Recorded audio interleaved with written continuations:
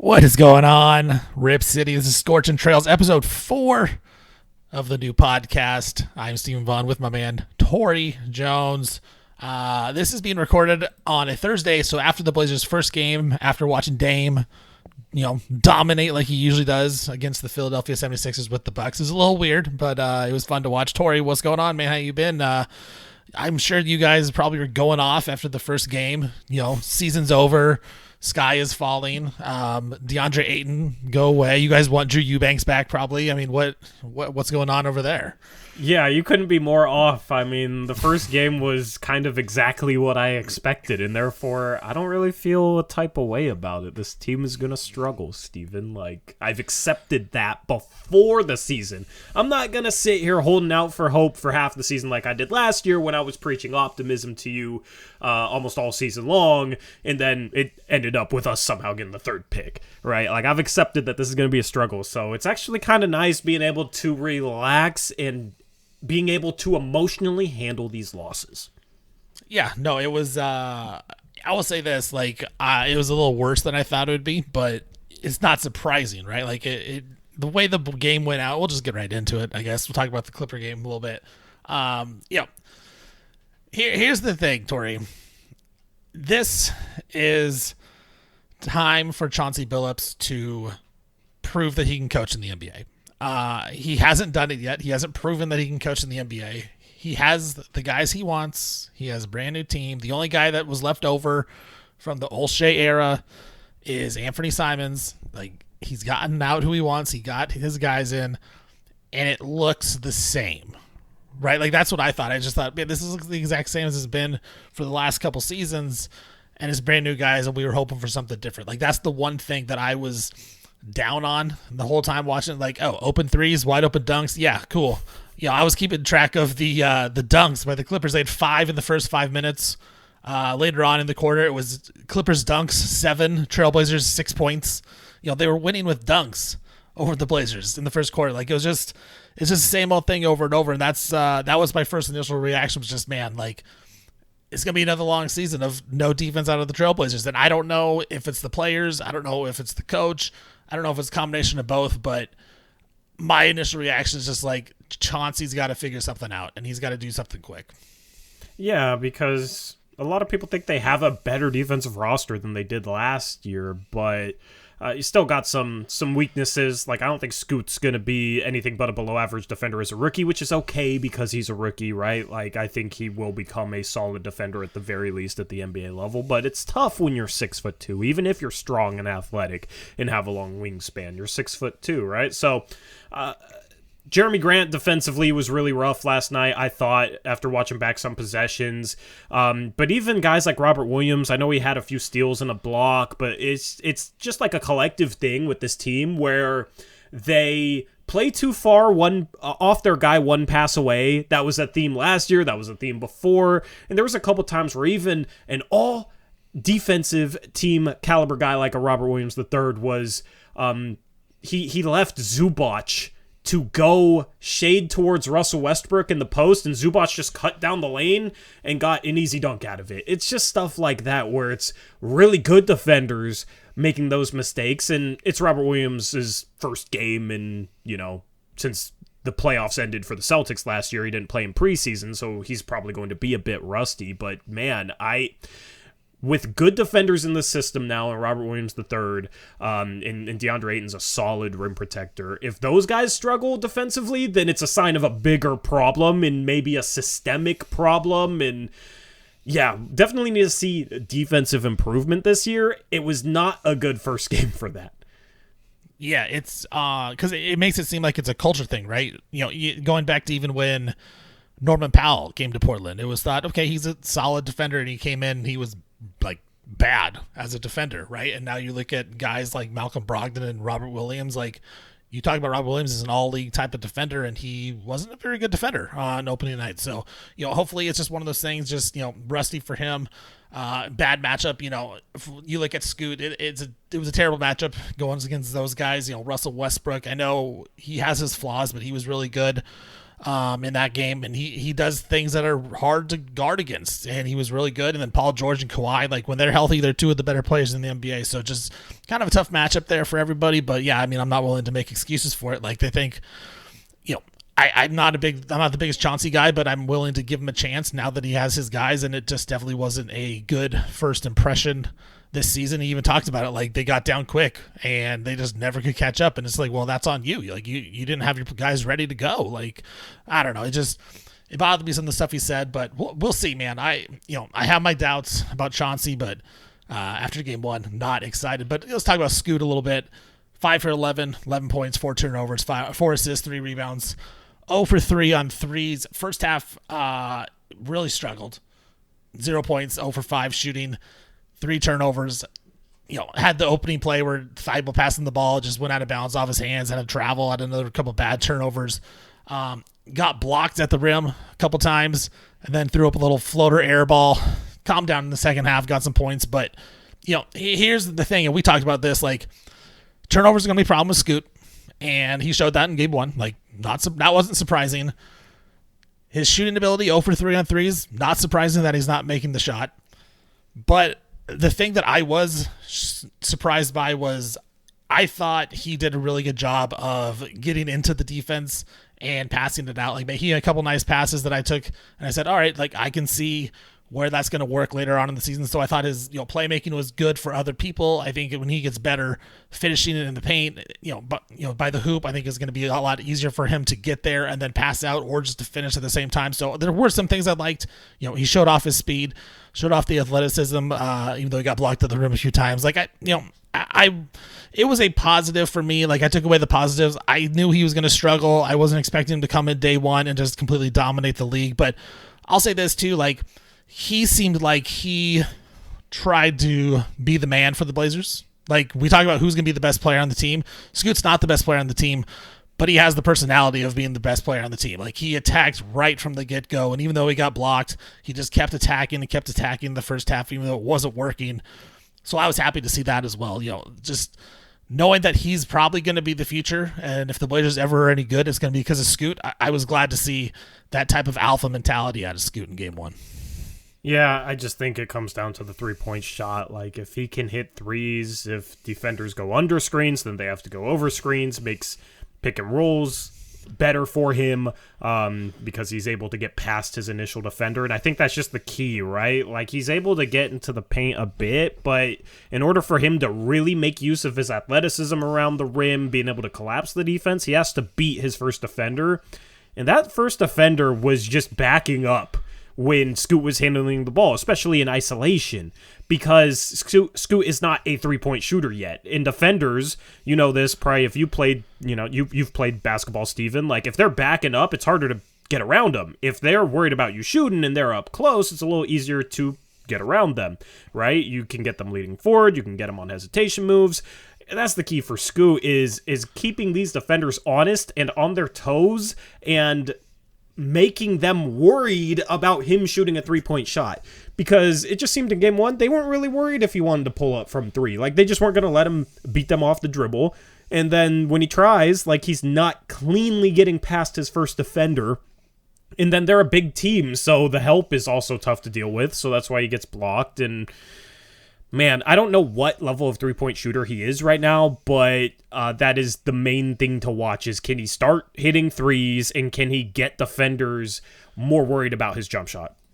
Yeah, I mean, I would say it's definitely below average, like right now at this point, but like, were you discouraged in any way by the way he played or the way the results of the game? Because I wasn't, like, I think we were kind of on the same page. Like, we weren't expecting him to go off for 20 points on efficient shooting, but like, I think people were expecting a little more than 11 points and 5 of 11 shooting with 4 turnovers. Like, I thought people probably thought more. I know Canzano on our show, like, he said he was underwhelmed with the performance, and I'm like, you know what? This is kind of what I expected in game one. Like, were you, I guess disappointed is the wrong word, but for lack of a better word, a little disappointed in his first outing for the Blazers? No. No, like, I mean, disappointed in the fact that I would have underwhelmed. Were you underwhelmed at all? 30, you know what I mean? Like, but right, were you underwhelmed at all though? Like, no, because this is what I expected. I was preaching patience all off season. I was saying that fans were getting a little too ahead of themselves. There was a reason why I didn't want to trade Dame, and we can go all the way back to that with this. Like, I didn't want to trade Dame. Going the rebuild route, I know Scoot's a great prospect, but great prospects aren't guaranteed, and there's going to be struggle. Like, in the talk around Scoot was, he's so freaking good, you gotta take him and trade Dame, and it's like, okay, like, hopefully he can become that star-level guard, superstar we hope he can be, but it's going to take some time, and I feel like people just took the fact that he was in the G League and, like, put up 18 points per game last year. It's like, oh, man, look, he's going to be NBA ready, but he was not efficient in the G League, which is going to be even more of a problem in the NBA, so he can't play the game that he wants to play at the NBA level, because I don't think he can consistently get into the paint without a three-point jump shot, keeping defenders honest, and that's why it all comes back to that. And it seemed like a lot of times he didn't know what to do because he realized he couldn't get around the guy in front of him, and he's not exactly used to that because in the G League, in high school, he's used to being able to get around whoever's guarding him. So I expected him to struggle offensively this year. I didn't expect him to come in and replace any of Dame's production in any way. So first night was, I mean, stat line at the end was fine. At least he had a couple good moments down the stretch, and I think he'll get better. And, you know, it just comes down to that 3-point shot, but he's not a 3-point shooter. We should have known this coming in. He didn't shoot the 3-ball well last year in the G League. Yeah, no. And, for that reason, I wasn't let down or anything by that game. I think he'll be fine. Like, it'll be interesting to see how he reacts and he plays at home at the Moda Center with the fans behind him. Get a little juice. He seemed a little, he was pressing at the start of the game. When he throws up a little floater air ball from 12 feet out, like that's when you know, like, all right, like this guy might be just a little too excited or a little nervous, and it's understandable. Like, it's his first NBA game and he's feeling himself. So, good for him on that. But yeah, it was tough. And, learning process is going to be a long season for Scoot, but, I think the upside is there, so you got to continue rolling with it. Yeah, go for it. Well, I just the one thing I do want to see is I want to see him have that energy and exuberance that he had in the G League, because it just felt like, it's not that he didn't play hard or play with energy, but like the attitude he had on the court in the G League is like hyped up, everything his teammates do, hyped up whenever he does something, just like he did that in the summer league too. And hyped. Yeah, and just didn't see any of that last game, you know what I mean? So that's why he seemed a little nervous, is he didn't seem to have the same demeanor on the court. Like, I want him to just keep being himself, keep having that demeanor, even if he has a first half when he struggles. If he comes out in the second half and drives and dunks, I want him to yell. I want him to get hyped. I want him to be like that energetic, emotional leader of this team, because this team has a lot of quiet guys on it. Like, Anthony Simons is a quieter guy. Jeremy Grant is a little bit of a quieter guy, right? I mean, you can look at Chris Murray. We got guys on this team that are just kind of like subdued. I want Scoot to be that exuberant, energetic guy no matter what, and just be himself. And I guess that was the one thing I was disappointed in. It wasn't even production-based. It was just like, I want to see that exuberance from him. Well, I wonder when he'll start doing that, because I think game one, that's going to be impossible to ask for a 19-year-old to come in and be like, all right, you are the leader, because that's like leadership stuff, right? So like, I think he has that in him, and I think he's shown that, but it's hard for him to come in and say, game one, 19-year-old, you have some vets on this team that have been around, that have done some things in the NBA. You're going to be the leader of the team. Like, I don't know. That's why I want someone else to step up, but I don't think they're going to. I think Scoot is that guy, and it'll be interesting to see. That's something to watch, I think, going forward. Like, maybe it's halfway through the season, or it's 3/4 of the way through the season, or even a fourth of the way through the season, and it's like, oh, look, it's Scoot. Like, you can tell he's really got that leadership role. So I don't know. I'm excited. I'm with you though. Yeah. You got to see some type of leadership, but it's tough to come in as a 19-year-old and be like, do this night one and be the most energetic guy on the court. Like, you want your leaders to do that. You want the vets that are on the team to do that. They're not going to do that. That's not the type of play that they have. That's not the type of leadership I'm talking about necessarily, though. Like, sorry if I was confusing on that. Like, emotional leader in terms of just like uplifting these guys in terms of their energy. Like, not necessarily sitting here like telling, Malcolm, you need to do this. Jeremy, you need to do that. Like, obviously, as a 19-year-old, he is not in the position to be telling these vets what to do when he has so much to learn that they already probably know. I just mean in terms of just like an uplifting energy, like spiritual leader, just having that exuberance and uplifting these guys like that, man. Because it seemed like this team was just kind of, and this has been my feeling in the past a lot of times, where our team just like isn't playing with enough excitement, isn't playing with the love of the game at some points. It just feels like they're out there going through the motions. And well, don't you blame? Here's my thing though with that. Like, Scoot can only do so much. Like, even if he does go out there and he plays like, and he's the emotional guy, he's out there yelling and everything, that doesn't mean anyone's gonna follow. Like, that's kind of the personality of this team, and that's my whole thing with like Anthony Simons isn't that leader. Like, he's not the alpha guy, and Scoot has that in him. But as a 19-year-old, like, you can't do that from day one and be like, all right, you're going to be the emotional leader of this team. Like, I think that's unfair to ask of him. You know, DeAndre Ayton's not going to be that guy. I don't think it's unfair. I mean, it's just a simple stuff like let's effing go. You know, it's stuff on a court. Like, I'm sure you've played with a guy like that. That's but just that, like hype for you. You can come across bad stuff in that situation. Torey. How? The whole rah stuff. I don't know. I don't get that stuff. Like, I don't get motivated by other people like that. Like, someone can tell me to let's go, and it's not going to work. Well, that's because you hate everything. Well, yeah, but I don't think that I'm completely different on that than a lot of people. I mean, I just think that's who Scoot is, right? And Scoot should be who Scoot is. Like, he shouldn't shy away from doing that because, like, oh, Jeremy might be like, oh, I'm not excited at the same level. Like, just go play with that exuberance. Be him. Like, he has that exuberance around the team, it seems like, anyway. And you go look at, like, training camp, and there's clips that the Blazers will post on Twitter of the team being all hyped and clapping and loud in practice and just, like, has all this energy in the training facility. Got to bring that to the NBA court. Like, I wanted them to go out there with that level of excitement, and it was just like, you know, I'm probably being unfair because it's the first game of the season and a bunch of guys that haven't played much together, and, you know, there's obviously some sloppiness and stuff, man. Like, I just felt like this team didn't really have that level of energy, and then you go look at the Clippers, and they're just like, Hail Mary to Russ. Russ has a wide open dunk, and then he screams, and everybody on the planet hears him. Yeah, no, I'm okay. I mean, it makes sense. Like, I wish that could happen. I don't know that. I think you got to be maybe Scoot's just not as good of a, you know, doesn't have those. I'm trying to think of the words that I'm trying to. I can't think of it, but, you know, maybe he's not the alpha guy that I think he is. Maybe he's not going to be the eventual leader because, you know, you look at Russ. When Russ came into the league, that's what he did. Like, he just didn't care. He just ran around like a maniac and averaged 10 rebounds or whatever as a rookie. You know, he's just getting offensive boards as a point guard. As a rookie, he came in and just didn't care. He was just going to go balls to the wall the entire time. So I don't know, man. I'm going to try to give him the benefit of the doubt here, but that's kind of the Blazers' MO, dude. Like, they just have never been that energy team. They just never have been. I don't know what it is. I do too. Like, I think that's a roster issue. I think that's a coach issue. And I don't know that one player can just necessarily come in and do it. Like, that's my problem with most of these guys on this team is, like, yeah, they're all solid and they all can do certain things, but none of them are that dude. Like, none of them are the guy, and none of them are gonna be that guy. We need some dogs, Steven. Hopefully Scoot can be that dog, you know? Because Scoot says it himself. He's a dog. I want to see the dog come out of him, hopefully soon. I did listen to you guys on your post game for a little bit, I will admit.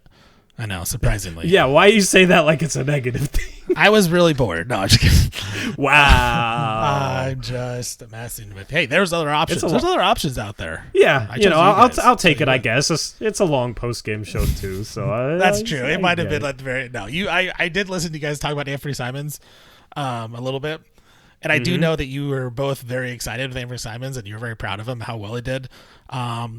Yeah, he had a pretty good stat line. You know, what was the stat line here? 18 points, 6 of 14 shooting, 4 assists, no turnovers. Solid, like usual, but he didn't really make any impact on the court, did he? Like, I don't know. He had the worst plus minus on the team. Like, you're not using plus minus for one player for one game. Oh no! I know. They were all bad. I'm not saying it's just him. I'm just saying that is like.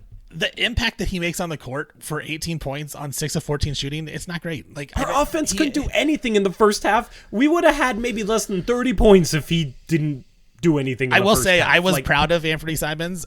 There was like the first 3 minutes of the game, I think Scoot probably went to the rack twice, like got blocked. I don't think Simons had touched the ball in the first like 3 minutes. Simons looked pissed. He's like, "Give me the ball," and it was funny. I was proud of him on that one. But I don't know, dude. There's just something about him that I don't get, that Blazer fans get. You will never convince me of it until he actually like proves it to me. Like I can't get behind this guy as like the man on the team. Okay, let me convince you a little bit right now then. Since I can't, I'm gonna try, obviously. I mean, what's been the thing that you've said is he needs to get downhill, he needs to get to the rim, he needs to get to the free throw line, like as a scorer, right? And the problem is when he drives past guys, like he steps too far away from the rim and gets his momentum at times where he's trying to finish going away from the rim.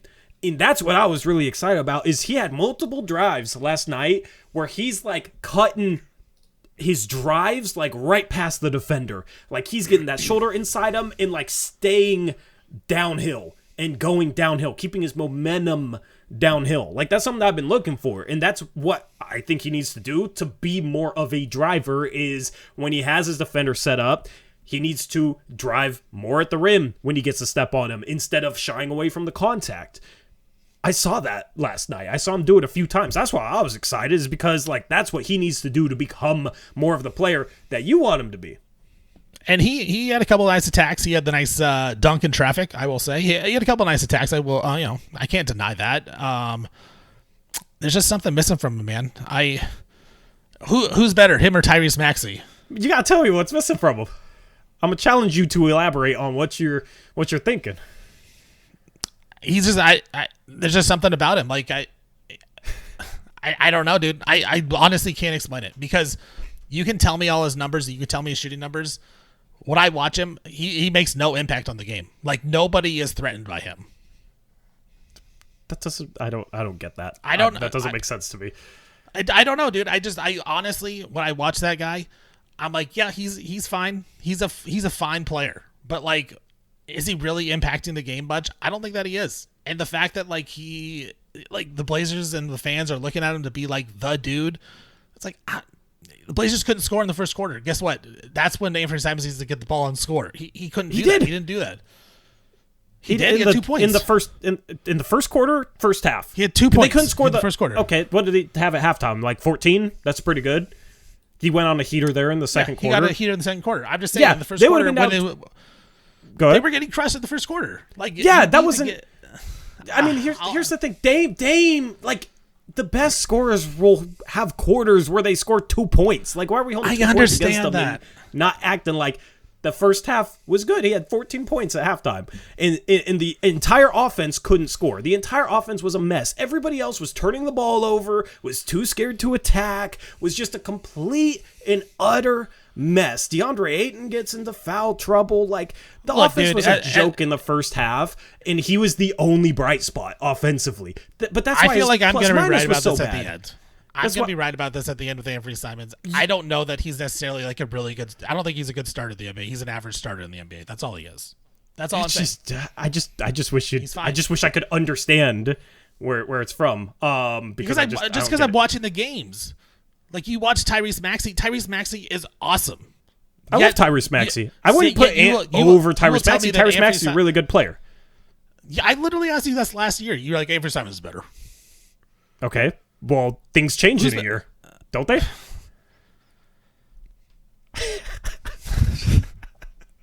Okay, so one game of regular season play, and you're like, yeah, no, Tyrese Maxey's better now.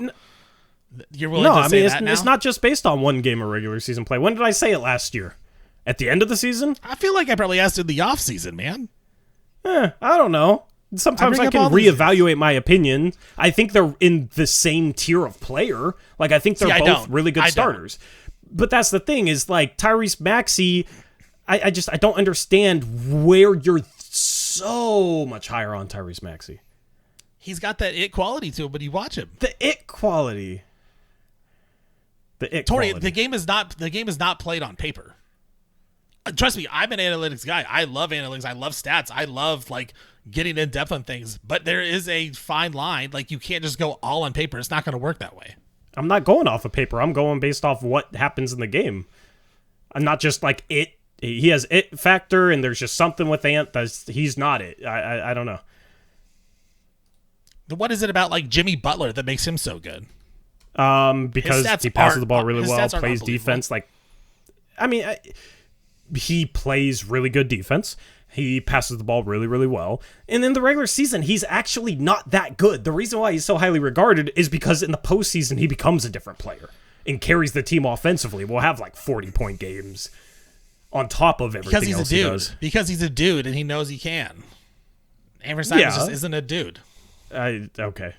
Okay. We agree to disagree. Again, my whole take on there are these guys around the league. Cam Thomas just went for 36. He got to the free throw line 11 times. You can find these dudes at the end of the draft, at the end of the first round. You can find 6'3" shooting guards that shoot the ball well and score the ball well and play average to below average defense. I wish we had a second guy that could drop 36 at a guard spot right now. Given how bad our offense looked, if it was that easy to get. But Cam Thomas, you would admit, and I think he's a backup, right? Like he's a perfect sixth man to come off the bench and be a dude that just comes in and scores. That's what Avery Simons should be. If Cam Thomas should be has coming a season in off the bench.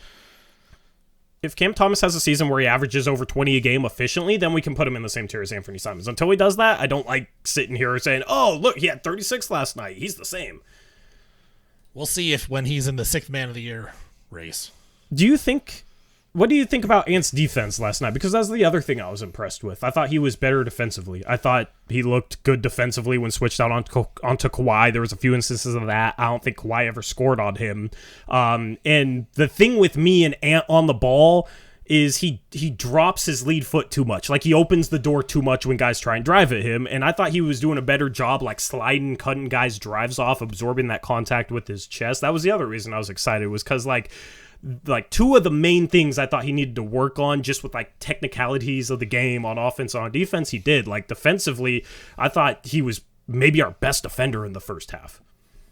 Yeah, I mean, I would have to go back and watch more in depth of how he's just guarded on ball. I mean, just from watching the game and seeing, it's like he was fine. Like there was nothing wrong like that jumped off the page to me. But I don't know. I'd have to go back. I would honestly have to go back and watch, like scout it down, like you said. Yeah, and I'm curious. I mean, there might have been a couple mistakes he made that I missed, but maybe I'll go do that and we can talk about it next time. I don't know, dude. There's just something, dude, about Anthony Simons I can't get on board with yet, and I want to so badly, but I watch that guy and I'm like, he's just not making a difference at all. The Blazers have never won anything when he's a guy that they rely on, and I know that you can say that the rest of the team isn't good, but you know what? If he's any good, he's going to help win a couple games, and he never does. He will help win a couple games this year. Absolutely. He will absolutely help win a couple games this year, and we will talk about it then. Win number 20 and 21. Yeah, because the team sucks. I mean, it'll be great. We could talk as a circle here. The team sucks, and does that mean Ant's impactful on winning when the rest of the team isn't impactful on winning? That's just my thing, dude. You can find guys like Anthony Simons. Literally, Cam Thomas just scored 36 off the bench. That's what Avery Simons should be doing. That's what he should be doing. He should be coming off the bench. He should be looking to shoot every single time he has the basketball, and he should make shots. You get a guy at the 2 spot that plays really good, like elite defense or like above average defense. We don't need an average defender. You need like a top defender. You can't have 2 bad defenders back there. Scoot is gonna be different, but you got to get him out there. You got to get him potential. You got to get him playing time. Based on this season, Ant is not a bad defender yet. Since we're taking 1-game samples with Cam Thomas, I'm going to take a 1-game sample with Ant's defense. He was solid defensively. Cam Thomas has proven he can score in the NBA. He can score. But also he can't. That's all I'm saying. He's not as good of a passer as Ant. I also don't think he's as good of a defender as Ant. Cam Thomas is really, really, really bad defensively. I think Ant's a bit underrated. And I hope that people give Ant a fair chance to get that bad defender label out of his name like he says he wants. Because Highland can score the basketball too, off the bench. I'm just saying, there's a lot of short guys that can score coming off the bench. Yeah, everybody in the NBA can put the ball through the basket. Who's better? Who's the best shooters? Who can attack? I want the guy that but can my point is this: is score in Anthony multiple Simons ways with shouldn't the be a guy ball in that his we're hands. looking at. He shouldn't be a guy that we're looking at to like build the team around or be the number one option because he's not that. I'm not saying he should be the number one option. Obviously, the team isn't good. You're the right one that said now he's the best because- player on the team. Yeah, Malcolm the team Brogdon's isn't better than good. Anthony Simons. Oh my goodness, no, no. Brogdon just moves slow, and you like that because he looks like Andre Miller, and I feel like you were an Andre Miller fan. No. I actually, Andre Miller, one of my least favorite players of all time. Really? Yeah. Really? That surprises me. I thought you'd be an Andre Miller fan. No, because he can't, he can't shoot at all. I like Yeah. shooting. Brogdon is an Andre Miller that can shoot. Kind of. Not really. Kind of, yeah. A little He shot bit. well Like, last kind of moves like him a little bit, but... I don't want to argue about Anthony Simons. I'm over it. Hey, he threw the best lob pass of his career maybe in that game too. Ooh, that's like the first lob pass the Blazers have had in 7 seasons. When he threw that, it was like that pass is way too high, and then Robert Williams easily got it. It was like, wait, this is what having a lob target's like. I will say, even though Ayton was in foul trouble and Robert Williams didn't really play great, it was weird to have like tall, good athletes out there. Yeah. I watched Nurk and he's just so slow still. It's like, oh. Although he looks better this year. Yeah, I mean, like, I think he fits the role they need him to play. You know what drives me crazy about this Blazer team, though, is you can make the case that they are the most athletic team in the league, but they don't utilize it. They don't. It's wasted athleticism because the thing I've always said about athletes is like you gotta get in space to utilize it, right? Like you gotta get out on the break where guys can fill the lanes and like get ahead of steam going towards the rim if they can jump, or you can throw a lot of alley-oops on fast breaks. Jeremy should have threw one to Shaden and tried to throw it back to Scoot and it went out of bounds. You know what I mean? Like, but the thing is, we weren't really running last night, and we should be playing at one of the fastest paces in the league. But then also, like, and this kind of goes to the offense, which I want to talk to you about and get your feel on it, and it kind of ties back to Chauncey. Just was super stagnant last night. They run such basic sets. Like, they don't run anything imaginative. Like, they'll run the screen away for the guard to come to the center of the court and then make a play off that, which is a fine set to run, but you can't over-rely upon it because it's easy to see coming and you can game plan for it, right? They run, like, horns, but they don't run anything unique out of horns because there's so many different variations you can run out of it.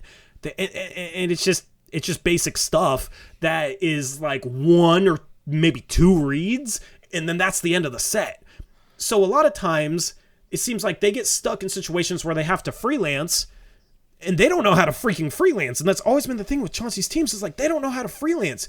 How many times do you ever see somebody go set an off-ball screen that's not part of a design set under Chauncey Billups? Very rarely.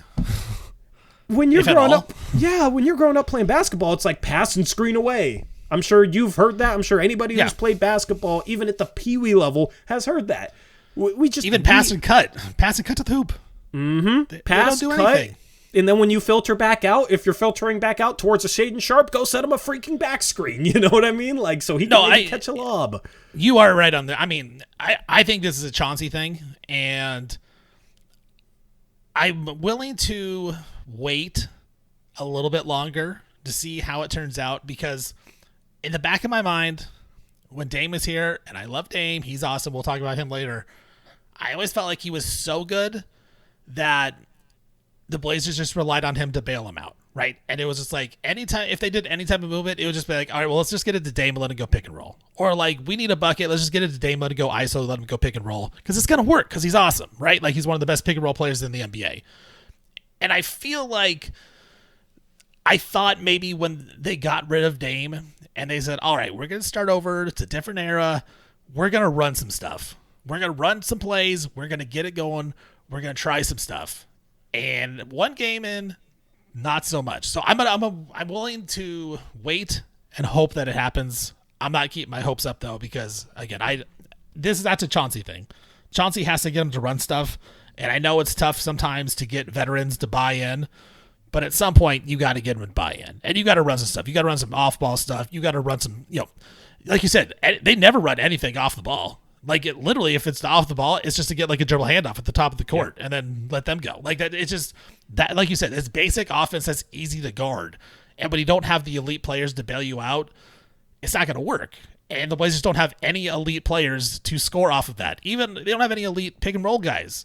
Anthony Simons isn't that guy. Scoot's not that guy. Jeremy Grant's not that guy. Like, you got to, with this team especially, Chauncey has to create some stuff to get some better shots. And again, I'm willing to wait it out. But yeah, I'm starting to. If it doesn't happen soon, I'm definitely ready to pounce on Chauncey a little bit more and say, "What are you doing here, bro?" I said Bo. I don't know why, but I have like I have no like. Okay, tell me about Chauncey. Like, I don't. Do you want him fired? Do you want him like just to show stuff? Like, does he get half the season and then you're like, what? Like, this guy's got to go. Like, how long are you willing to say, Chauncey, prove something to me and prove that you can coach? You know what's funny is, like, I defended him longer than pretty much anyone last season. I'm sure you remember. I think that. you and me were like, I'm gonna wait on it. Like, it's hard to do anything. They were trying to lose. At this point, I have absolutely zero hope that his sets get better. Absolutely none. Why wouldn't they have gotten better last year? Why wouldn't they have gotten better the year before? It's easier to teach veterans to run something than it is to teach young guys. But it's like kind of the same stuff, you know? The screen away, 30 feet away from the rim, they ran for Dame, and now it's like they're going to run it for Ant. Cool, yeah. Right? And Ant has to go downhill, make a play, like that's what it is, right? How many times did you see Ant run off a screen for like a catch-and-shoot three last night? Not at all. Did you see any sort of back cut from Ant, who's a really good athlete in space, right? So if you're able to get him a back screen and maybe you can throw him a lob, like he can throw one down, we don't run that for him. How many design lob sets did we try and run for Sharp? Like, the sets are just so basic, and it's all designed, and it's much like Terry Stotts' offense was, too. That's what drives me crazy, because I couldn't stand Stotts' offense his last couple of years here. It's just designed to get somebody with the ball on the perimeter, maybe with a little bit of a driving lane, so that they can do something with it. And that's it. And that's the entire offense. It's very mid to late 2000s is what it is. It's like when Chauncey played, right? Yeah. Like, that's like, think about his Pistons team that won the NBA championship. Like, they were a terrible offense. They were just so good defensively that they won. And then you think about when Terry Stotts won in Dallas with Dirk, like, it was basically just like, give the ball to Dirk at the pinch and let him back down or throw up a fadeaway. Like, that's what it was. And the game has evolved. Like, at some point, we have to say, Chauncey, you need to evolve, and you need to get better on offense and defense, for that fact. The way he coaches defense is the way they coached back in 2008. Like, you can't do that. Yeah. I'm at... Okay. This podcast has made me realize that I am actually fully on board, like, moving on from Chauncey at this point, which before the season I was like, just give him the whole season, right? Like, it's supposed to be a rebuilding year, and, you know, if he still struggles, then at the end of the season you can fire him and look for a new coach. But, man, like, you got to teach these players how to play the right way. The earlier, the better. And I don't... The frustrating thing is he says all the right things. He does. He really does. Like, he hasn't shown any ability to put it in action, or adjust too. Like, make any type of adjustment. You know what his adjustment is? We're gonna run a zone. We're gonna run a freaking zone. So it's funny because I didn't criticize it much on last night's postgame show, but man, like, it's you got to teach these guys how to play in freelance, especially. Like, in the NBA, you're not always going to be in a set. You're going to have opportunities on the break where the first break isn't there, but if you know how to move and space the court and then cut and then go set a screen for someone, that's what the Warriors did so well, is like, a lot of times they weren't even necessarily in sets. Steve Kerr just preached certain things like, if this is the way the floor set up, you should look for this screen, this split action if the ball's in the post, things like that. And I want these guys to be taught that, and either Chauncey is trying to teach that and can't teach, or he just has no clue what he's doing. So he has to be better, man. And people can say the roster, but it's like, you can try to do the right thing and fail. That's different than just like not even trying and standing around offensively. And we saw it all preseason where they just kept feeding Jeremy Grant the ball and standing around and not working on it. And it's like, you should be working on this stuff in the preseason. That's the best time to preach it and work on it. So, you know, first game, we'll see how it looks 10 to 20 games in, but the past couple years have not given me confidence that it will get any better. Yeah, I mean, even you look at the Lakers, they want to play LeBron 30 minutes, and then game 2, they're like, nah, we need to play you the whole fourth quarter because we need to win. Like, like they at least tried it for a game, right? Like that's what it is. The Blazers didn't even give it a game. They gave it. Even Terry Stotts did that. Remember, what was it in his final season? I believe the first 4 or 5 games he was playing. No, it wasn't his last season. It was what team was that? It was with Evan Turner. It was way back in the day. He was benching both Dame and CJ at the same time, and he brought Evan Turner on the court. And before Stotts is like, I'm never going to do that. I can't bench both. You got to split them up. But then he decided to do it. It worked for like a game or two, and then it was against the Pacers, I believe. They struggled really bad, and Stotts is like, I got to get one of them back in. And then it ended after like 5 games. But he at least tried it. Like I gave him credit for that. Chauncey hasn't shown any ability to be like, no, this isn't working. I'm gonna try something different. So I'm with you. I'm not. I'm with you that he sucks right now, and I don't have any hope that he gets better, but I am still willing to wait. I don't know what the game limit is, but I have to hope that at some point, like, he's played basketball. He knows the game of basketball. Like, Chauncey is a smart guy. He can figure it out, right? Like, the Blazers just seem so robotic on offense. That's my problem. It's just robotic, and it's just like, go play basketball. Like, just go play a little open gym. That's all you got to do. Just open it up a little bit for these athletes. Maybe it may be the roster, because like you said, Brogdon's not a great athlete. I would say Jeremy Grant's not a very skilled basketball player. Like, he's a really good athlete. I don't think he's that skilled. Like, he's not a great one-on-one guy. I said what I said about Anthony Simons. I don't know that he's that guy. Scoot's not ready to do that kind of stuff. So maybe they don't have guys that can just go out and like get a bucket and play basketball. But that's not what they said at Media Day. They were acting like Chauncey has his guys now. Hey, I know that. That's what they said. Anthony Simons is the only guy. I never ever want to hear Chauncey has his guys now. Like, how many times have we? That's a Chauncey guy. And then at the end, it's like the roster had too much youth, and Chauncey didn't like this guy and this guy and this guy, and now this year we have Chauncey's guys. Guess what? At the end of the season, in exit interviews, they will not be saying, "Well, Chauncey had his guys this year." Because they're probably going to be like 14th in the West, and it's going to be like, you know what? This was a rebuilding year, and, this was just a year so that we could look ahead towards the future, and this and that. They're already pumping the brakes on Scoot, like, other rookies have really struggled in their debuts. Like, it's already changing. Joe Cronin said, Scoot isn't your normal 19-year-old right after he drafted him, and now it's like, well, he's only 19. Well, I mean, I think it's funny that people are overreacting after one game. I would say Scoot isn't your normal 19-year-old. Like, I agree with Joe Cronin on that. Like, I don't think he is. He said it in a way like he's ready to help Dame win. Right. That's the way he portrayed it. That's the way Scoot he implied it. Next to Dame right now would be awful. Totally agree. And I will say this. At the end of the season, Chauncey will definitely not be saying these are Chauncey guys because he'll want to keep his job. So he's not going to be like, yeah, these are my guys and we suck. Like, no, I still need Chauncey guys. If they start like 2-10 or something just horrible, is there any chance he gets fired? No. Is there any chance he gets fired at all this season in your mind? I don't think so. Maybe at the end of the year. That's the feeling I have. No way during the season. So we got to put up. They're not going to start out 2-10, are they? I mean, the schedule's tough. I mean, what's your prediction over the first 12 games? Let's hear the games. Think about this. Like, they're playing the Magic on Friday. Their road favorites are the Magic. The Magic are good this year. I understand that, Torey. This year. I understand that. The Blazers shouldn't be home dogs to the Magic. Yeah, they should. I'm saying. I don't know. I don't think they should. I'm taking the Blazers. The Magic are a playoff team. I would honestly like the Magic are also. You like Paolo? You think Paolo's a really good player?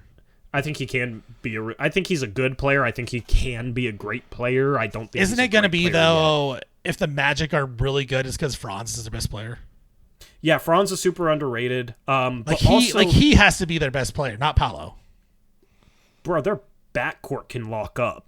Suggs and Fultz. I feel like people don't realize. Dude, he's a really good defensive player. That's what I was going to say. I feel like people don't realize how good defensively Fultz and Suggs are. So, like, on one end of the court... Awesome. I love Fultz, man. Yeah. You know, the way he's made a career as a starting player on what I think is a playoff team this year after completely losing his shot is because he's gotten really good at defense. It's an insane story to think about. Yeah. Like, what he's done with his career is awesome. No, I'm with you. I like the Magic. I think they're fun. Yeah. So it's like I on still one think end the you got Blazers to win. deal I'm with... on record.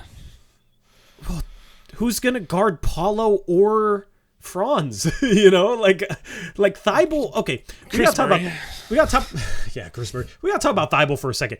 I feel like he has no impact on defense. Like where was his impact on defense in game 1? Okay, well, we talked about this. He's not a very good on-ball defender. That's his problem. Like, he needs to be like your third best on-ball defender, and then he can have an impact. Yeah, that's not a all defensive level guy. It's not. It's just like Anthony Simons on the offensive side. He's Anthony Simons on the defensive side. If he's your third option... Anthony Simons actually scores. Is Matisse Thybulle stopping people from scoring? If he's your third scorer, I'm cool with it. But you know what? When he's your one, that's the problem. I don't know. I'm just messing around on that one. No, I don't want to go back into at all right now. I don't either. I was just joking anyways. I just wanted to say it to be funny. No, Thibault, it is funny because my son, we were watching the game, he's like, oh, Thibault, he sucks. I'm like, he's fine on defense. Let's watch him. And then it's like he just gets burned. He gets cut back door on the out-of-bounds play. I know it's a back screen, but, you know, he played terrible defense on that. He was not aware of anything. And you could argue, okay, maybe it's the screener's fault for not calling it out, but you got to be aware. He just got screened and just stood there on the back door. It's like players get beat back door. It's embarrassing. Yeah. Do we have the worst combination of passing forwards, starting forwards in the league with Thibault and Grant? I mean, then you throw Ayton in there too. Like, yeah, 100%. It's just brutal. Like, they cannot make plays for anybody. It might be worse. It might be worse than Harkless and Aminu in that regard, which is like the thing is with them, dude, you could accept it because Harkless they could literally play couldn't dribble. But like, who's better, Harkless or Thibault? Harkless. Like Harkless when he played for Portland is better because he can defend on and off the ball and can defend full positions. And he was physical. He was really physical too. Yeah, and he finished really well around the rim. Like he would do his little post-up things where he would just post little guys up and dunk on them. Yeah, like if you hit a guard on him, he would make him pay. As like a small forward, a lot of times teams wanted to take their, good defensive forward and put him on Dame or CJ, most of the time Dame, which means that you're taking a guard and putting him on Harkless, and Harkless would go down there and just post him up and finish. The thing is, you got Thibault starting at the 3. Thibault is not doing that. So that's the thing with like Harkless and Aminu is defensively, they could both guard 4 positions. Sometimes they could even be competitive against 5s, and they could defend on and off the ball, and they were switchable. And that was very valuable to have with a small forward and a power forward. And then they were like barely good enough shooters where you could play them because of their defense, right? And then Harkless, with that, being able to like post up a smaller guy, made it so it was harder for defenses to put their good defensive forwards in length on Dame. So in terms of just like matching up on both sides of the floor, Harkless and Aminu were far more valuable than I think even I realized, and I defended them more than like they had some haters, and I was always defensive of them. I feel like seeing this team since they brought in Norman Powell has made me realize like truly how valuable they were in regards to matching up on both ends of the court. And that's the thing, is we still do not have that type of player on this team. Maybe it can, like, the closest guy is maybe Toumani Camara. Because it's not Thibault, it's not Grant, like, we don't have that type of guy. That's what's frustrating. You can say what you want about Al-Farouq Aminu. It looked like he was going to turn it over every time he touched the ball. But he shot 35% from 3. Like, yeah. It wasn't terrible. I liked Al-Farouq Aminu. I thought he was a solid player, but I mean, that's in the past. Well, whatever. But we got to find those types of players, man. Just for the future. Hopefully we got to find your guy Toumani Camara is that guy. Hey, 2 for 2 from 3, looking smooth. Also, had a nice dime to Brogdon on the break. Was active defensively. I mean, the Blazers went on that run with Camara in the game. Does it count that it was in the second half when the game was over? I mean, he does the type of things you want in the first other half, players in the first on the half, team to do, right? he didn't do anything in the first half. Yeah, like he's gonna have stretches where he's kind of invisible, but he's active defensively. He seems to recognize things defensively pretty quickly. And when I say he didn't do anything, he literally had one shot and one foul in the first half. But like, here's the thing on defense, Steven, is like, so many of these guys aren't aware enough. That's the one thing I've been impressed with Kamara is like he's aware. There was a couple of plays where it's like there was one where there was a trap in the corner and the ball got tipped out of bounds, but I was looking to the guy at the wing because the guy guarding the wing doubled down to the corner and Kamara was like already rotated to him before the pass even got tipped. Like Kamara was maybe going to steal that pass. And it was like, wow, he's already rotating. Like normally we just leave that guy wide open. They get the ball out of the trap and nobody's there within 10 feet of them. You know, so I know it's not like a big deal, but that stuff matters to me because we suck at it. It does. No, it does. And we talk about just energy. Like he brings energy to the court. Like, I mean, I said this last time, like he belongs in the NBA, or he at least he deserves a shot to see if he can play in the NBA. Like, and that's where I still feel with him. It was a nice performance, hit a couple threes. So yeah, I'm with you. Like it was nothing to write home about, but it's the type of thing where he didn't do anything to say, this guy can't play in the NBA. I think he still deserves a shot. I'm going through the schedule right here, Torey. You told me to do this. Yeah. I think I got him at like 4-6 in the first 10 games. Let's go 12 games because we were talking about 12. You want to? No. Here, I'll read off. Okay, so they got the Magic. Yeah. I say that's a dub. That's a W. Then they go on the road. Then they go on the road, take on Philly, Toronto, Detroit. I think they get one of those. Mm-hmm. I don't know who it is, but I think they win one. So that would make them 2-4 in my mind.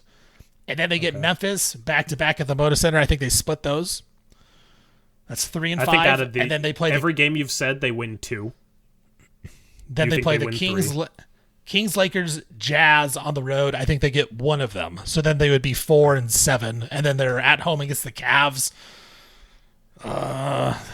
Probably. I'm gonna give them a win just for fun. 5-7. Okay. Do I really think those that? Last 4 games, I only think they win 1. Out of their first 7, I only think they win 2.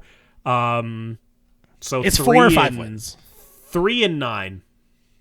3-9 right, is I'll take over prediction through the first 12.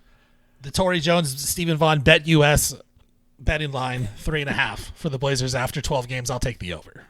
Okay, I'm taking the under. I'll be Mr. Negative this year, man. I mean, if they come out and win all 12 of their, well, I guess they've already played one and lost. If they win 11 games in a row, like I'll be happy. You know what I mean? I'll be happy to be blatantly wrong. But I see the comments that say that Steven's not a real Blazer fan, but look at me. Look at me out here rooting for the Blazers. Look at you, hyping yourself up as a fan for a 4-8/5-7 prediction. Boom! I tell you what, I'm excited still about this team. I love them. I love getting in on the rock bottom and just investing in the Blazers. This is what I did when I was in high school and growing up. Is like I remember going to games. My dad would get tickets at his work because nobody would want to go. It was like the terrible Trailblazers with Hassan Jin, Luke Schencher. I got high five from Luke Schencher one time. Like they were just free tickets. Who the hell that is? Yeah. You don't know Luke Schencher? 7'1" redhead from Georgia Tech. Nope. Jeez, what kind of fan are you? A younger one, a not so old one. Luke Schencher. Yeah. I had a friend who played with him over in Australia, and he because he's from here. My friend was, and he's like, "Oh, how was playing with the Blazers?" And he's like. He basically didn't remember. He's like, huh? What are you talking about? Because he didn't know anything about the NBA. That's funny. I can't wait for the Blazers to get good so you can just root for the next rebuild when they do. Yeah, they start competing for championships. Trade Scoot. Trade Sharp. Trade Simons. Rebuild. Oh, man. Can't win with Scoot. Can't put enough around them. There's nothing out there for the 2029 Milwaukee pick that ends up being third because they suck by then. I tell you what, if the Blazers are competing, I'm going to be happy. I will not be the guy that... I was saying for years. You got to make a trade for Dame. They never did. Yeah. I was. Speaking of Dame... Dame debut with the Bucks, A+, obviously. He's awesome. it was what we expected, right? It's just what Dame does, just take over the fourth quarter. I thought it was surprising that Giannis just kind of said, "Here's the ball and go." But first time in his career he's been able to give the ball to somebody and have them carry like that. Well, like I'm Giannis sad. tried, and are you okay? Can I request something from you and potentially other Blazer fans? I mean, you can request it. I don't know if that request will be denied or not. And I don't think you did much of it today. You did say you were sad. Let me go back and check real quick. All I'm asking, you're just like, yeah, another one, I miss him. Oh yeah, you did the whole analogy of a girlfriend. Hey, that analogy obviously spoke to people because it kind of, by my standards, that tweet blew up a little bit. Hey, here's my thing that I'm hoping that I don't have to see a lot on Twitter is just how much Blazer fans miss Dame. And like, oh, I love Dame so much. Like after every single game. What's wrong with that? I just am gonna get so annoyed with it. Why? Like I get it. We all love Dame. He was awesome. But like, I don't know. Of course, we're gonna miss having a star player on this team when this team looked like it did last night. I mean, Dame's not only so freaking good, he's so much fun to watch. He's so much fun to watch, man. He brought a level of excitement that he is also unmatched. He also, and this is going to start a whole thing. I don't want it to start a whole thing. He requested a trade out of Portland because he didn't want to be in Portland. He signed a contract. And then literally said, "I don't want to be in Portland." We've done this before. I've corrected you on this before. No, I'm not going to go back into it. That literally happened. I know Joe Cronin. He lied to him. But things also changed, and they got the third pick in the draft, the U.S. Scoot, and he obviously didn't want to build around Dame. Yeah, but Dame, exactly. Dame also said he didn't want to be in Portland. Things changed. Exactly. Things changed. And Since Dame he also signed the contract. Yep. Dame also said he didn't want to be in Portland, so why should I care? You said things changed. And I think this is where my fandom changes from other people's fandom. And I don't know, and I think a lot of it is because I worked for the team. Had I never worked for the Blazers, I think I would have been sad and I would be upset and I'd be tweeting about Dame all the time. But once I started working for the Blazers and they laid me off, like I always have that in my brain of like, you know what, they didn't want me. Like, so I don't love them as much as I usually do. And I think that's where it comes from. I think that's where my hate comes from, and my hate in my heart. People tell me to let it go in regards to Dame. I must say let it go in regards to that. Well, how long ago was that? Long time ago. And, okay, but think about this. I'm doing what I love. I mean, I work in radio. I literally get paid to say my opinions. Like, that's my job. Like, that is an awesome job. I was literally working in the scouting department for the Portland Trail Blazers, the team that I grew up watching, the team that I grew up loving. Not that I was a big part of it, I was scouting for the coaching staff and the game plan. Like, that is a dream job. I get paid no money. I got paid hardly any money for it, but I was doing it 40 hours a week. I was watching basketball and getting paid to do it and helping out the team, like with the game plan. The very minimal part, I'm not saying I'm a big part. And so for me, like, that was my dream job. And I wanted to move up. I had thoughts of being like, okay, like, where could I go from here to the next step? And then they laid me off. And then I thought, well, this sucks. I hate the Blazers. I mean, I understand. I 1000% understand. You know, I might tease you about it, but I do fully get where you're coming from. Please, I just don't want to be like, go on Twitter and be like, oh, I see Dame dropped another 40. Oh, I love Dame. Here's a Dame montage of all his best shots in Portland. Yeah. Was Joe Cronin a part of the organization? Maybe if that happened today and you just made sure to like put a compliment in regards to Joe Cronin in the scouting report, like you would. I probably have a job still. Yeah, probably. Just pump him up. Just pump him up like, Joe, you're doing so good. Joe, you're gonna kill with this game plan. If not, it's my fault.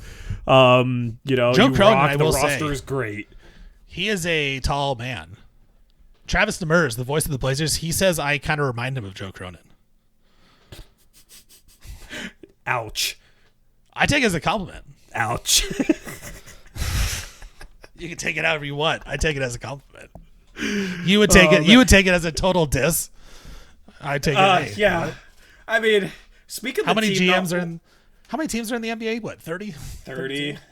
I always forget. NFL is 32. NBA is 30. NFL Yeah, 32. There's 30 GMs, and he's one of them. And I remind him of one of them. It's pretty cool. Yeah, I'll say because I'm tall. I'm tall. I'm bigger. I'm bald, and my voice is deep. Like Joe Cronin's voice is kind of deep. So he says I kind of remind him of him. He also said because we're both smart too. So I don't know. That one I was like, that's a diss.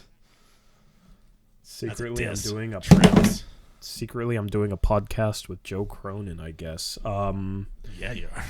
I don't know. See, here's the thing. If he knows who I am, he probably hates me. Speaking of the team not wanting you, like... I think I told you this before. I don't think he knows who you are. But I could be wrong. I don't think he knows who I am.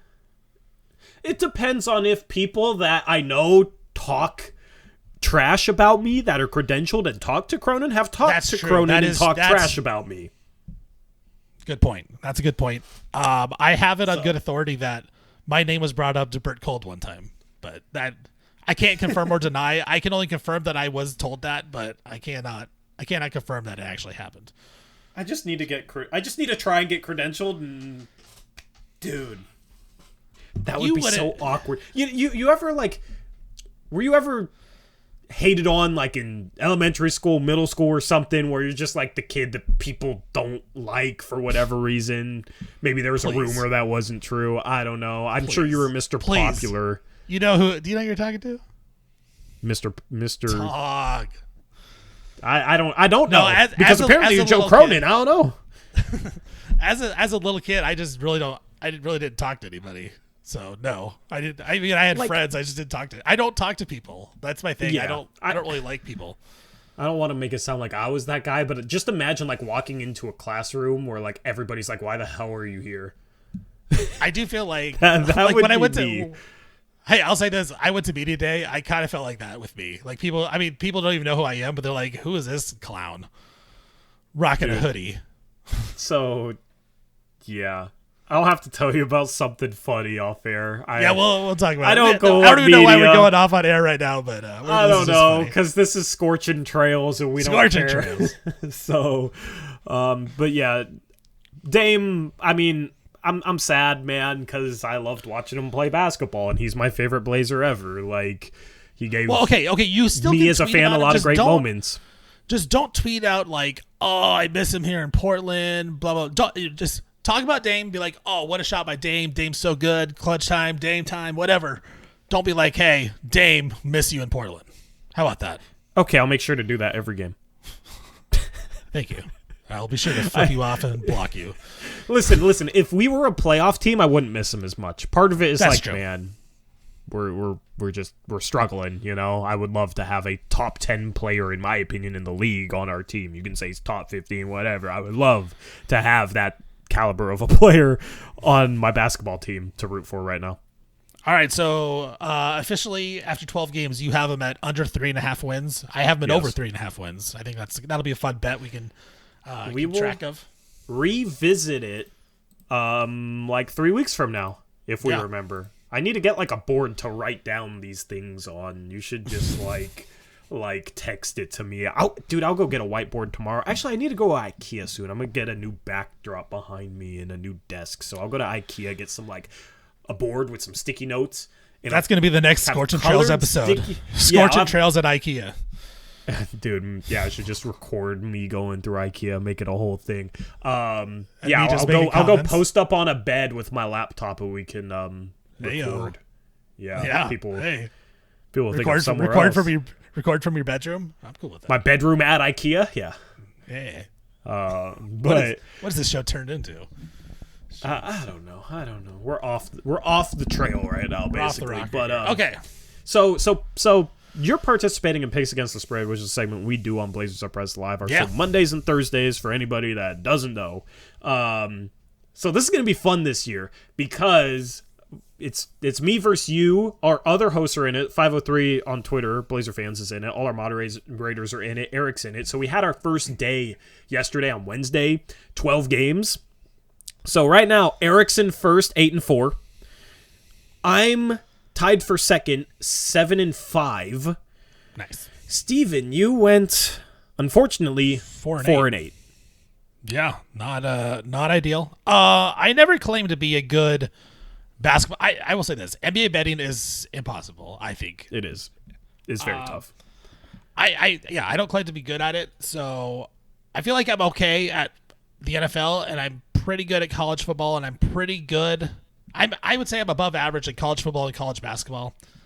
The NFL, I'm probably average. The NBA, I'm definitely below average. But it's a lot of fun. So I'll hopefully make a comeback.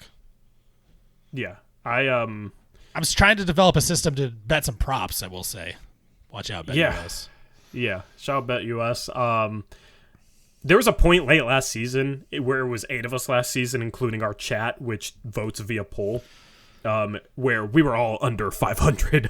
Well, and the funny part is, like, even if you're 500, you're still losing money. Like, you have to be 53%, 52.7%, so 52.8, one of the two. But I mean, I had a year I was like 56%. One of the years we did this, like, I think overall I'm probably right around that number. You know, it makes it fun to root for games and whatnot. Like, that's what, in my opinion, sports betting should be. Like, just when you can afford to make the game more entertaining and make yourself more emotionally invested in what goes on, like, it's the price for entertainment, right? And then if you win, then you're, you know, entertained and you win money. Like, that's the best of both worlds, right?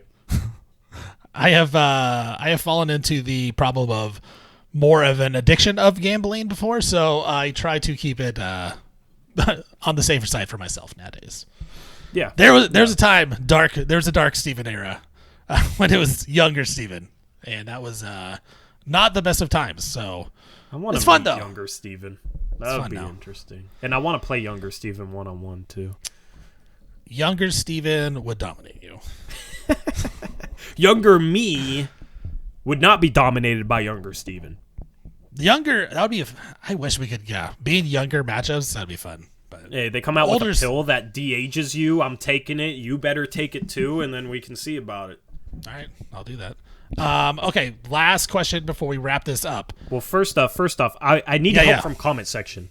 Okay, I think me and you, based on picks against the spread, should have a bet where whoever loses between me and you at the end of the season has to do something. I don't know what. Comment section might have good ideas, or you might have a good idea. Like, I am down to figure out a bet, and I'm not just saying that. Of course you are, because games. you're ahead. Yeah.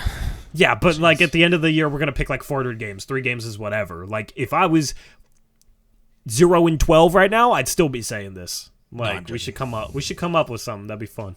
Yeah, I'm down comment with that. Section. I don't want to do anything too embarrassing, but yeah. Yeah, nothing too wild. Just something to make it a little fun, you know, not scary. Ooh, scary. Yeah, I'm down with that. That sounds like fun. Yeah, I'm in. I'm in on that. Count me in. Cool. We just got to figure it out.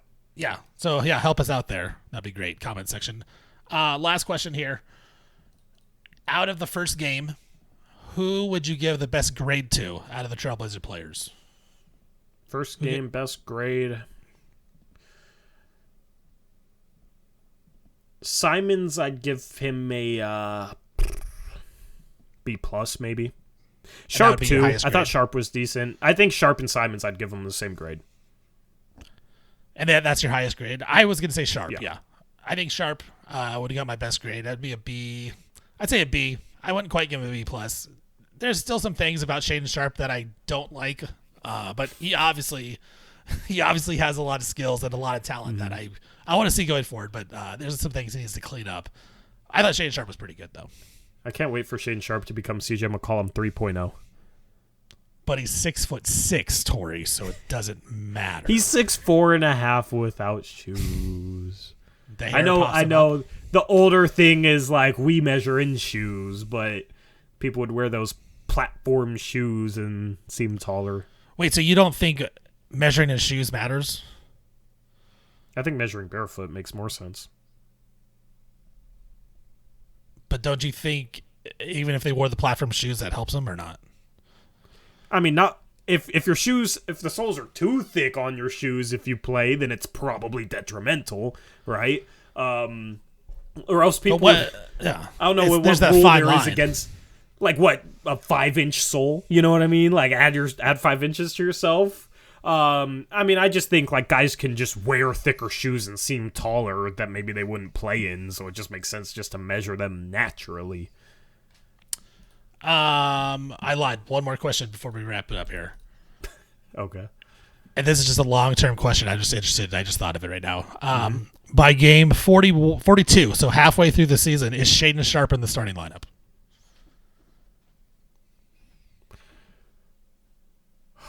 I'm going to go with no. Wow, that's a good question. Thank you. There's Radio Steven asking the good questions for people to call in with, like, answers that they don't even know. Yes. We'll touch on that next episode. That's called a tease, Torey. That's called a tease. We'll write it on the I think it's a no. Whiteboard. Yeah. That's I think it's no. I think it's a fun question. I'm just very interested to see what they do with Shaedon Sharpe this season. I think that's more what it is like you watch him in the first game and you're like, yeah, there's things you need to improve on, Shaedon, but man, you just see him play and you're like, just please get it. Like, figure it out. You see all the talent. You see that. You see it oozing off him and you're like, man, I'm so intrigued what they do with him this season. And I really hope, like, we talked about this before, you talked about it. I hope you're wrong. And I hope Chauncey doesn't mess it up for him, right? Like, I hope he gets I hope Chauncey figures it out, becomes the right coach for him, and he really figures out how to play basketball. I feel like Sharpe's out there. I think his IQ is fine, but I also think he's out there just playing basketball with, like, no sense of what he's doing. It's all just natural ability. He had a couple nice passes in that game. Like, his reads have gotten better. That was the encouraging thing last year when he got all the responsibilities. So I like that he had 3 assists in that game, made a couple nice reads, and wasn't like super turnover prone. I forget how many turnovers he ended with, but I think it was like 1. So hopefully going to see more of that. 0. Nice. I mean, 0. 3 assists, 0 turnovers on a night where we turned over the ball 18 times from Sharpe. Like, I'll take that. And then 6 rebounds when our 2 starting forwards can't rebound the ball. I'll take that too. And that's the thing. It's like he played well, and I still feel like he's just scratching the surface. Like, he's just out there just going off his natural ability, like not even necessarily – I don't know. It's hard for me to explain that. Like, he's making the right reads. He's playing smartly. I just feel like there's so much that he can do offensively, and we'll see how it comes later. And I don't think he starts game 42. I think he's on the bench. I think they keep their guys at that point, but we'll see going forward. All right, Torey, you got any questions for me before you want to wrap it up, or are we done? No, let's get out of here. Yeah, let's get out of here. All right, that's it for episode 4. Scorchin Trails, Steven Vaughan, Torey Jones. Catch us on Twitter. Catch Torey, Blazers Uprise. Catch me, 7:50 The Game, 3 to 6. Bald Face Truth. I'm there with Canzano. Catch Torey all the time. Blazers Uprise. He's doing all types of stuff. And with that, I want to thank everyone for listening. Comment what we should do for that bet that we have going on against the spread. That'd be great for some ideas because, we can come up with ideas, but I feel like it's more fun and funnier when we get told what to do. So we'll figure that out. And as always, come on, Blazers, do something.